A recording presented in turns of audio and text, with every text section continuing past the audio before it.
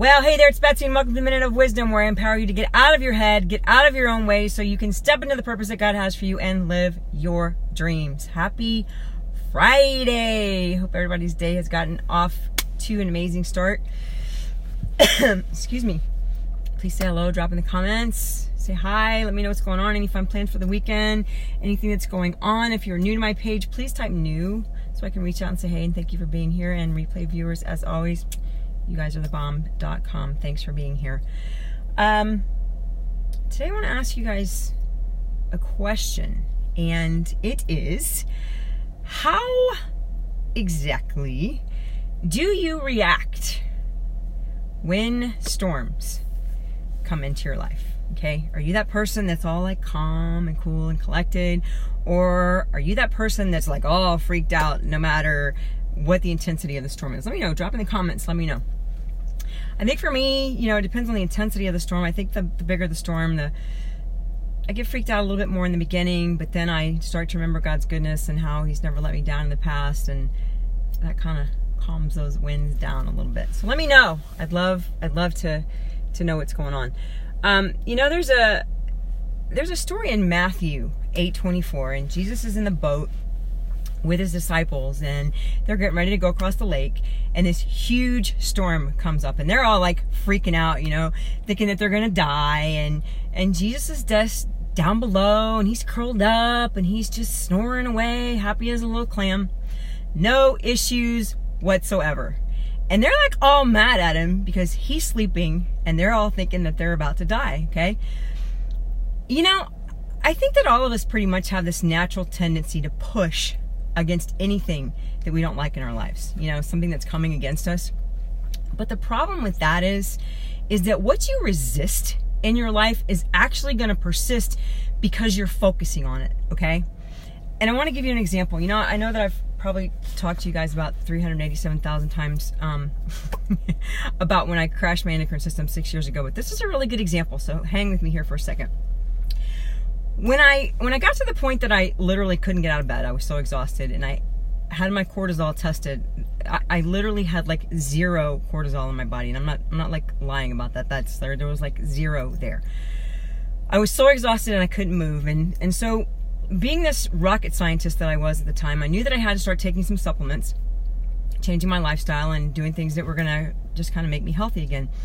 So I started doing a lot of research on the internet, and I think you guys all know that that can actually be a really good thing, or it can actually be a really bad thing, depending on what you're looking at. Because what I found initially was a bunch of horror stories of people that had what I had, and all these awful things that had happened to them, and all the things that could happen and where I could go from where I was, instead of focusing on finding the right supplements, getting healthy. And so I found myself just kind of getting sucked into that vortex of all of the awful things that could happen. Ever found yourself there? And I found myself actually getting worse instead of better. So if there's something in your life that's going on, whether it's a sickness or some kind of financial issue or whatever it is, you got to make sure and remember to focus on what you want the end result to be from that particular situation. So like if it is a financial situation, okay, and you're needing money for your bills or whatever, focus on that God says that He'll supply all your needs. Focus on where you want to go, okay? Focus on, if you've got a kid that's, going off crazy, focus on how you want to see them. Focus on you wanting to see them serving the Lord, or whatever that end result is. You got to stay focused on that, okay? Instead of where everything is right now in front of your face, okay? Because here's the deal. Problems only come into our lives to show us something. And when you allow your problems to actually be your teacher, rather than some sort of an awful punishment, like God's up there trying to get me because I did something wrong, you're actually going to learn something from them, okay? And you're also going to develop your character. In fact, one of the greatest questions that you can ask when you're in a really tough situation is, what can I learn from this? Okay? Because one thing's for sure, storms, when they come, they're going to show you exactly what's in your heart, whether it's anger, bitterness, resentment, fear, perhaps, or whether it's love, peace, forgiveness, trust. Okay? You see, Jesus and the disciples were in the same boat, in the same storm, but Jesus was asleep and the disciples were freaking out. Okay? Nothing was different, but Jesus was asleep. He had peace because he trusted that God was in control. So where's your trust? Is it in God? Or is it in your ability to try and stop the storm? Because I'm going to tell you something, guys. If it is in your ability to try and stop the storm, you're going to be in a bad, bad way. Okay? Because your trust needs to be in God. God doesn't bring problems our way, but he allows them.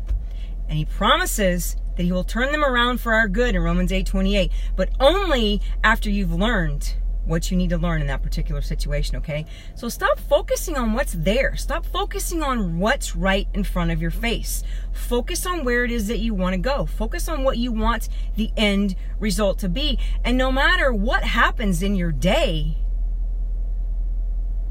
continue your focus, because stuff is going to come up every single day that's going to try to knock you and to derail you off of where you're headed, okay? And you can either get angry and you can get bitter, or you can trust that God has a good plan, okay?